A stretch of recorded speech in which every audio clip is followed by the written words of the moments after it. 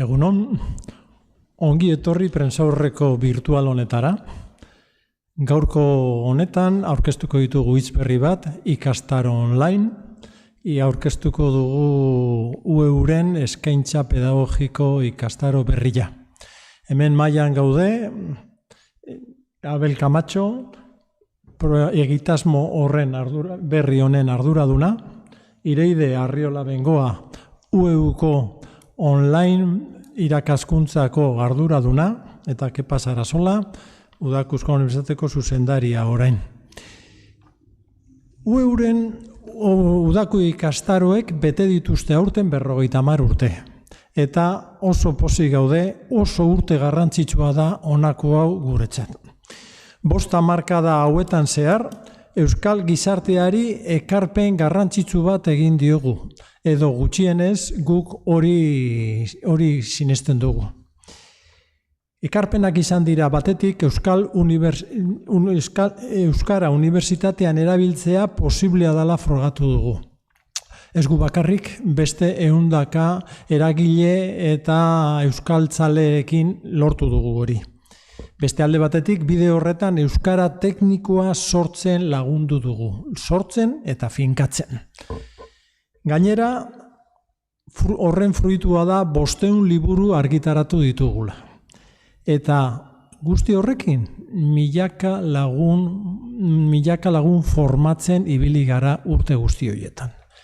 Baina garaia aldatu da. Orain dela 50 urte irakaskuntza diferentea zen. Eta ezin diogu muzin egin irakaskuntzean gertatu den iraultza horri. Onartu egin behar dugu, asimilatu egin behar dugu gure eskaintzan. Hori kontuan hartuta, orain dela 20 urte, UEU hasi zen ikastaroak online ematen. 10 urte geroago eta esperientzia horretatik sortu zen UEUren eredu pedagogikoa. Eta esperientzia horren ondorioz eta erronka handi bati erantzuteko, gaur gatoz eskaintza berri batekin. Ireide eta Abel horren berri emango dizue. Ireide, hitza zurea da.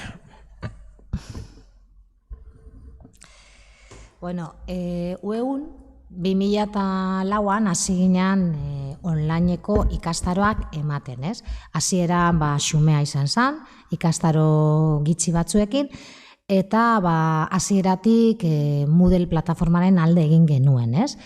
Arrazoi bat izan zen, software libreko plataforma bada, UEU beti eginda software librearen alde, eta gero bebai bere eredu pedagogikoa konstruktibismo sozialean dago oinarrituta, eta hori UEUren ildoekin bat zetorren, ez? Horrez gain bada plataforma bat modularra, erabilerraza, ikastaroak sortzeko, kudeatzeko, emateko, aukera asko ematen dituena, eta bebai dauka atzetik komunitate handi bat plataforma hau garatzen eta betetzen joan zela, ez? 2003an sortu zeben Pedro Lonbide eta Abel Camacho Moodleko euskal komunitatea, eta hasi zan pixkat ibilbide hau plataforma hau euskaratzen, ez? Eta gero urtietan azkenean hezkuntza komunitatean gailendu da, ez? Orduan jarraitu dugu honekin lanian. Hasi ginen, esan duten bezala ikastarotxoak emoten, baina gero eta gehiago ematen hasi ginen, lehenengo etengabeko prestakuntzan, euskal profesionalen formazioan, eta laster konturatu ginen, ikastaro haue behar zutela portxo bat irizpide didaktiko batzuk adostea, eta modu batzuk egitekoa, eta premia bat geneukala eredu pedagogiko batena. Orduan 2014an, UEUk online ikaskuntzarako lehen eredu pedagogikoaren lehen bertsinoa atera zuen, eta horrekin hasi ginen lanean, ez? Hasieratik izan genuen argi eredu pedagogikoa zerbait bizia dela, egokitu behar dela errealitatera, eta gainera online irakaskuntza oso hasi berria gara, oraindik ere aldatzen doa dona, eta 3 urteri behin aldatuko genuela, ez? Eta orduan 2017an beste bertsio bat atera ginuen, aztertuta aurreko urtietako ikastaroak, zelan joan zian, zenbait zemoeben, bitartean hainbat baliabide sortu dira, irakaslearen gida, edo ebaluatzeko matrizeak, eta horrelakoak. Eta orain, eta 2017an ikusten genduen, aurreko bertsioak pixkat erantzuten zion etengabeko prestakuntzako ikastaroei, laburrei, baina ueuk bai ematen ditzu goi mailako formazioa, eta horrei erantzuteko behar zala pizkatxo bat, eredua, apurtxo bat, komplexu haua, ez? Eta horri erantzuteko sortu zen 2017an, eta, 2008an toketeak berri dobe atarat errebizioat egitea, eta hortan gabiltza lanean, baina, apurtxo bat pandemiak eragin zeban, eraginagatik eta beste gauza batzuekin dotzeu eta atzeratu da pixkat, baina aurten espero dugu ateratzea bertsio berria. Eta pixkatolan lau hitzetan esan da, euren eredu pedagogikoaren ezaugarriak zeintzu diran, bada eredu bat pertsonetan oinarrituta dagoen online ikaskuntza da, balioetan oinarrituta dagoela, eta ikaslea jartzen daben ikaskuntza prozesuaren erdigunea, bera izango da protagonista. Orduan, ikasleari eskatzen zaio parte hartze aktibo bat, eta ikaskuntzako eredua bilatzen da ikaskuntza autonomo eta esanguratsu bat bultzatzea.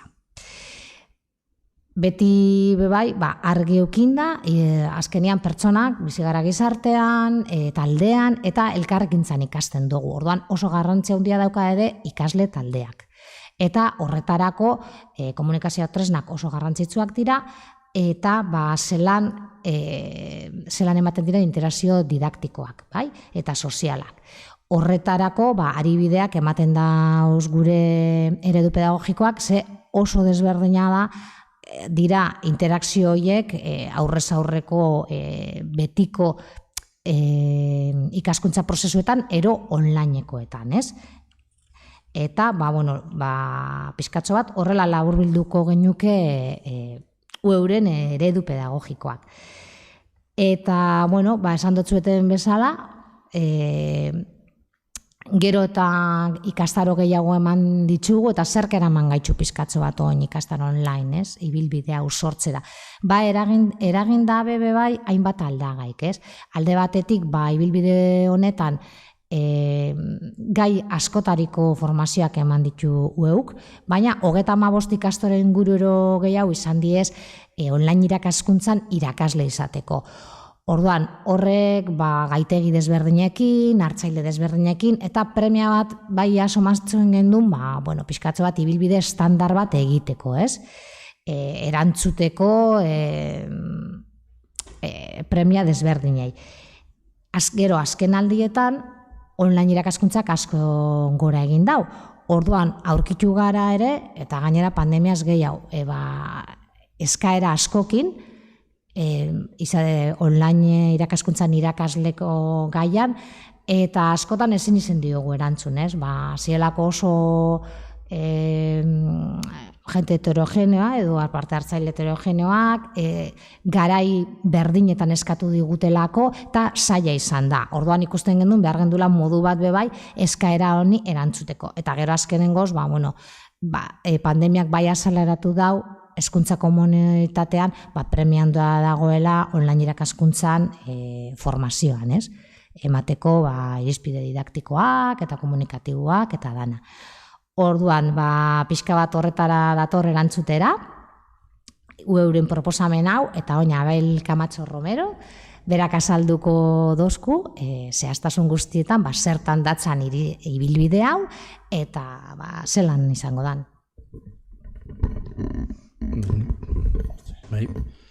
Eskerrik asko Ireide. Beak esan duen moduan, azken urteotan ueuk hainbat eta hainbat ikasaro eman ditu Moodle buruz, Moodleen trebatzeko eta e-learning testu inguruetan zein diren aribide metodologikoak eta pixatu horretan trebatzeko. Eta berak Ireideko ondo definitu duen moduan, han eta hemen egin diren eskaintzak izan dira, askotan solteak, eta orain ikastar online proiektu honekin bagatoz, ibilbide estandar bat, ibilbide estandar bat, 120 ordukoa, 4 modulotan banatzen dena, baina modularra ere badena. Ordan pixat jarraian, esplikatuko ditut, proiektu honen detaile nagusiak edo ez. Azteko, nik esango nuke ikastar online dela, Moodleen bitartez, Moodle ikasteko ikasgela virtuala da, Moodleen bitartez online ikastaroak diseinatzen ikasteko, trebatzeko hezkuntza proiektu bat. Online esaten dugunean, gaur egun ez dakigu oso ondo, esan nahi duen online kontzeptu horrek. Zen hezkuntza testuinguru guztiak, aurrez aurrekoak, semipresentzialak, garai bateko semipresentzial horiek, zeharo online puruak zirenak, horiedanak pixkat lausotu egin dira, horien arteko aldeak. Pandemiak eragin du posible asko neurrendi batean lausotze prozesu hori, baina ohiko ikasgela presentzialetan gaur egun egiten den teknologiaren erabilera, oso intentsitate altukoa da. Aurrez aurre gaude, baina ari gara hainbat eta hainbat baliabide teknologiko erabiltzen, eta hain intentsitate handiak eramaten gaitu, zeratik ez esan hori ere online dabiltzala, ez? Badaude online ikasgela presentzial batean. Ari dira, aurrez aurre eta eraberean online. Orduan, hortzik datorren desajuste hori edo eszenatoki diferente horiek baditu aurrez aurre eta proiektu honekin guk hainbat pista eman nahi dizkigu irakaslei, ez? Batetik, online, bere e-learning bere zentzurik zabalenean ulertuta, bere kontzeptu zabalenean ulertuta, testuinguru guztiei egokitzen zaizkien ikastaroak diseinatzen ikasteko proiektua dela. Orduan, batez ere Moodle erabiliko dugu euskarri nagusi gisa, Moodle software irekiko plataforma delako, baina horrekin batera ere Mahara portfolio digitala erabiltzeko asmoa dago. Orduan, Mahara ere software librea da, eta ikaste kontziente baten aldeko apostua suposatzen du, ikas evidentzia jasotzeko, ikas prozesuaren gaineko hausnarketa bultzatzen dulako, eta orduan Moodle Mahara teknologikoki, baina baita bi elementu gain, han eta hemen sarean eta lokalean eta erabiltzen dien bezalako aplikazio libreak ere jarriko ditugu mahai gainean. Orduan, ikasi ibilbide estandar honen euskarri teknologikoa anitza izango da, ikasgela virtualak, portfolio digitalak eta bezalako tresnak, baina beti ere software librekoak. Eta hori iruditzen zaigu dela oso kontuan hartu beharreko alderdi bat eta UEUk bereziki zaintzen duen alderdi bat. Teknologikoki pixat hori litzateke justifikazioa. Alderdi pedagogikotik, testu inguruari erantzuteaz gain, pentsatzen dugu eredu teknopedagogiko sendo batek egiratu behar duela proiektu hau, ez? Eta proiektu hortan parte hartzen dutenei ere, guk eredu hortan jabetzeko modua eskaini behar diagula, ez? Beti ere, ikuspuntu kritiko batetik aztertu izateko teknologiak ze eman dezaken hezkuntzan, ze eman dezaken norberaren, egoeran norberaren, ikasgelan norberaren hezkuntza testu inguru horretan, ez? Azken batean, proiektu honen bitartez guk gure helburuetako bat, hirugarren helburua litzatekeelako irakasteko konpetentzia digitalaren garapena areagotzeko laguntzea, ez? Tresnak ematea irakaslei, irakasteko konpetentzia hori garatzeko eta ametik eta bi urtetara martzan jarri beharko den akreditazio prozesuan, beste elementu bat, beste baliabide bat eskaini nahi du zer guztiei, eskaini nahi dugu irakasle guztiei. Tira, bestela, hau esan da, aipatuko genuke, eredu, e-learning proposamen honek ditula 4 modulo, 120 ordutan banatzen da. Lehen modulua hasiera mailako da, hasi berrientzako modulua, tartzeko modulua bigarrena, eta modulu aurreratua 3. Baina, 4. bukatzeko litzateke proiektu baten gauzapenari begirako modulua edo ikastaroa. Orduan, beti ere, evidentzien bila joango gara, eta ikasi ahala irakasleek produktu konkretuak burutu beharko dituzte, euren hizkuntza testuinguruei lotzeko eta pixkat horri begira diseinatzeko. Bukaeran, azken produktu hori, azkenengo lan hori, laugarren moduluan burutzen duenari, arrakastaz diseinatzen duenari, UEUk agiria luzatuko dio, ez? Agiri horren balioa da, UEUk urte hauetan, guztietan egin duen lanaren bestekoa, ez? UEUn hilarnen testu inguruetan egin duen lanak duen balioa du agiri horrek. Eta pixat alde hortatik ziur gaude, oso tresna ikasi bilbide estandar hau, tresna interesgarri izan daitekeela ikasleen ikuspuntutik. Irakasteko kompetentzia digitalaren akreditazioari begira,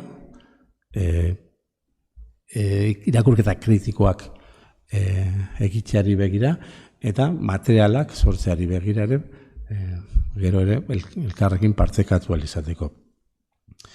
Tira, irakasle taldea oso talde potentia da, Ireide bera daukagu irakasle, baina Pedro Lonbide eta Juan Ezeiza baditu baita gurekin, gehi Xabier Larretxea.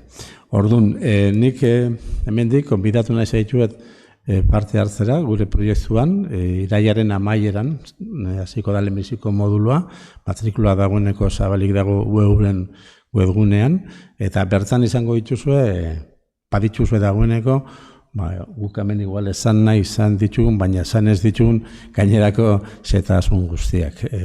Aldetik besterik ez, eta animo.